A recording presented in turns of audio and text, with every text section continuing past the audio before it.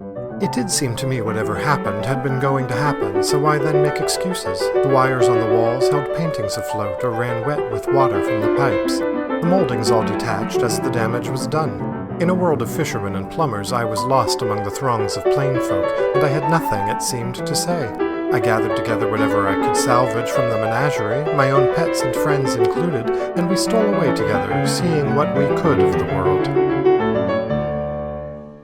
We were on the seas somewhere when the rain finally stopped, and I saw the sun on the horizon, something I hadn't seen in years.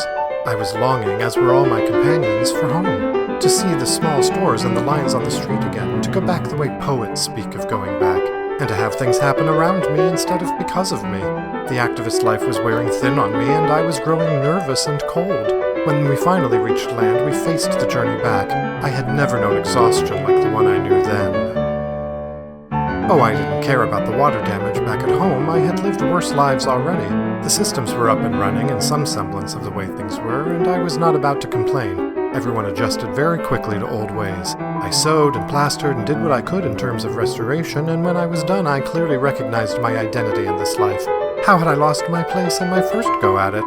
Pain can be the strongest influence in any life or love, and I am so easily distracted, I was not surprised. I was not afraid to admit my mistakes. I had so many to own up to, though I worried about the time. People stood by me, and I thanked them for such gestures. The animals near me seemed to lose their innate senses for storms and danger, so I took to protecting them myself. How could I abandon them after such travels? At once, everything seemed simple and explained. The walls looked terrible again, and I felt familiar pangs of desiring flight, but instead I stayed put. I wasn't about to get going again. Not now, no, not ever.